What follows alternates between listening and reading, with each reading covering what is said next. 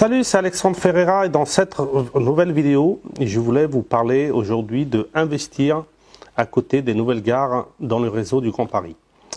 Je ne sais pas si vous êtes au courant, si vous n'êtes pas de la région parisienne, c'est que il y a un grand projet qui est en place, qui est en train de démarrer, qui a été commencé à mettre en place il y a déjà quelques années. C'est le nouveau réseau du Grand Paris.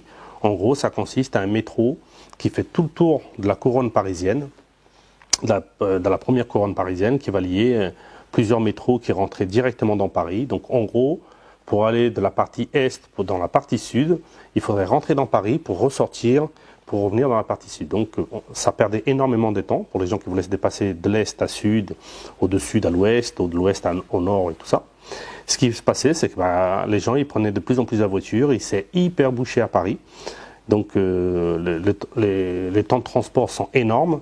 Et ce nouveau projet du grand réseau Nouveau Paris, c'est que ça va dégorger tout ça. C'est-à-dire que les personnes qui vont aller de l'est dans le sud dans l'ouest, ou dans l'ouest dans le nord, ou peu importe, dans le nord, dans l'est pareil, qui veulent comme ça. Donc du coup, ils vont prendre le métro qui va, au lieu de rentrer dans Paris et ressortir, ça va faire le tour. Et donc le temps de trajet va être divisé par 2, voire par 3, tout dépend de quel point à quel point vous allez vous déplacer. Et donc ça, ce qu'il va faire, c'est que toutes ces villes, donc il y a des gares qui vont être reliées à ce nouveau réseau, et il y en a d'autres qui vont être carrément créées. Il y a je ne sais pas combien de nombre de gares qui vont être créées, je crois qu'il y a une dizaine de nouvelles gares. Et que ce soit dans les nouvelles gares ou que ce soit dans les gares qui vont être transformées, le dynamisme économique autour de ces gares va vachement se développer. D'une, il y a des bureaux des nouveaux bureaux qui vont s'installer autour de ces nouvelles gares. Il y a des commerces. Il y a aussi des nouveaux logements. Il y a carrément des pâtés de maisons qui sont démolis pour créer des nouveaux logements. Et après, il y a de la réhabilitation des anciens logements. Et là, en tant qu'investisseur, c'est une très très bonne opportunité pour investir pour ce nouveau dynamisme économique qui va se créer autour de ces gares, bien évidemment. La demande de location va augmenter. Donc, en tant qu'investisseur, quand on veut louer, plus elle est forte la demande de location, plus on peut louer plus cher, parce que la demande, si elle est plus forte que l'offre, on peut se permettre d'augmenter un peu les prix. Et le fait que autour de ces gares-là, on pourra faire toutes sortes d'investissements, surtout ceux-là les plus rentables, surtout les meublés pour les étudiants, parce que même si jamais ils n'ont pas une gare, s'ils n'ont pas une université à côté, ils sont à côté des transports, peuvent aller dans une université, dans les campus, dans les grandes écoles. Ou soit pour les actifs aussi, qu'on peut louer, qui sont juste à côté des transports, et surtout pour la courte durée. Donc pour la courte durée, c'est génial, que ce soit pour des touristes ou que ce soit pour des actifs qui sont en mission ou qui viennent voir de la famille ou qui viennent visiter Paris ou peu importe.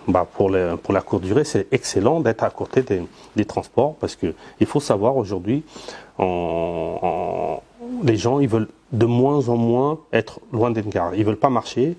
Ils aiment pas trop prendre le bus pour aller prendre le métro.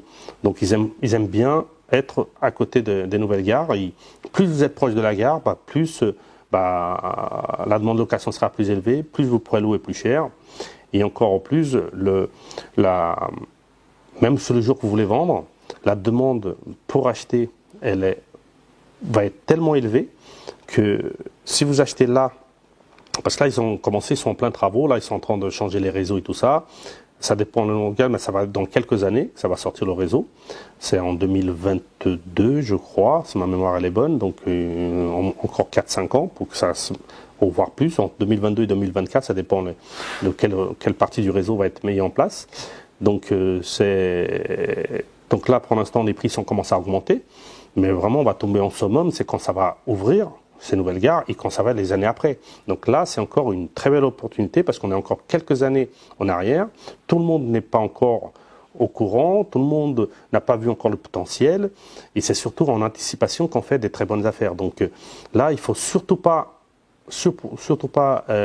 négliger ça.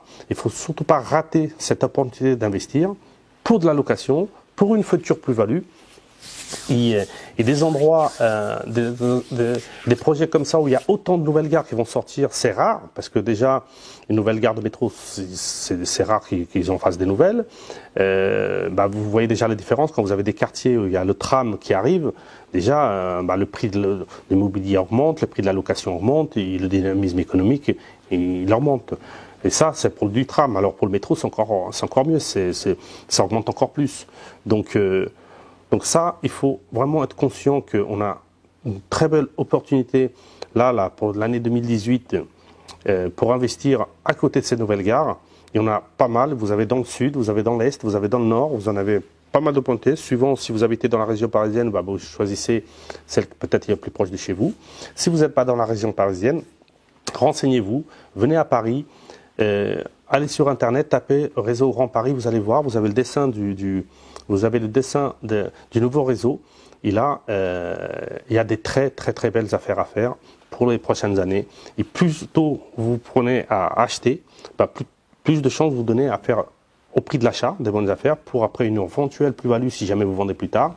Pour les futurs loyers que vous allez tomber. Il a courte durée, meublé classique, meublé étudiant, mixte entre le meublé et le saisonnier. Là vous pouvez y aller parce que là vous n'aurez aucun problème pour louer parce qu'on est dans la région parisienne, on est dans la petite couronne. Attention, la courte durée, il y a des règles qu'il faut se renseigner pour respecter, pour pas être pour éviter de se payer des pénalités.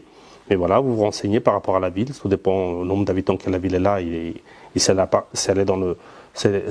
fait partie des villes qui ont des restrictions à niveau des locations de courte durée. Ça, il faut se renseigner par rapport à la ville que vous aurez choisie, mais vous avez tout autour de Paris, vous avez plein de villes que ces nouvelles gares vont s'installer. Une très belle opportunité. Et dans l'immobilier, il faut saisir les opportunités qu'on a pour faire des très belles affaires. Et là, dans cette chaîne YouTube, on est là surtout pour vous aider à faire des très bonnes affaires. Et là, il y a une très belle affaire, une très belle opportunité à faire des affaires. Ne la ratez pas, profitez, renseignez-vous. Et pendant l'année 2018, vous avez toute l'année pour essayer de trouver votre bonne affaire.